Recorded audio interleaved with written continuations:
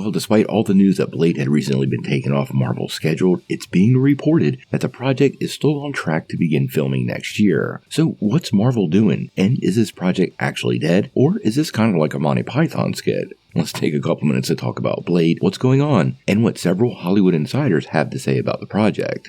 I'm not dead! Yeah, he says he's not dead. Yes, he is. I'm not! That's right, I don't think it is.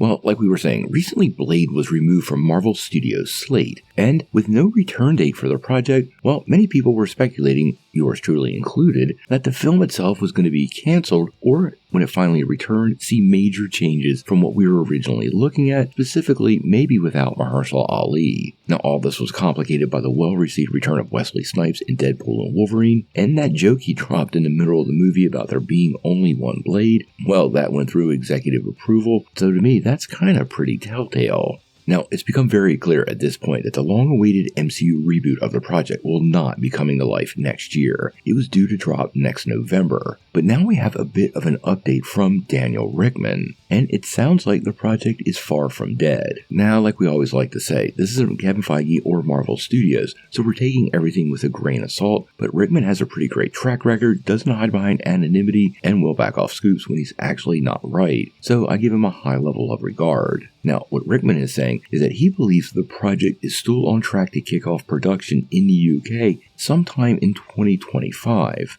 and also noted that it'll be dark and R-rated and with a much smaller budget than recent Marvel films. Now, he also goes on to talk a little bit about the script, suggesting it's still being worked on at Marvel Studios, and honestly, not having a complete script before you start production is a recipe for disaster, so this might actually be why the film was delayed. Pretty happy to think that Marvel might be getting control of their budgets, even if it kicks off with Blade. Actually, to be fair, Agatha was one of the cheapest Marvel series to produce yet, and the results there have absolutely worked. I had the sneaking suspicion Marvel is trying to push down that line that they need to pass to turn profit, and budgets absolutely skyrocketed once Marvel's high level of success was sort of mainstream, so getting that back under control, especially for projects that might not be billion-dollar box office hits, is key for the future of Marvel Studios, and that's what's important because if they don't make money, we don't get more of these movies.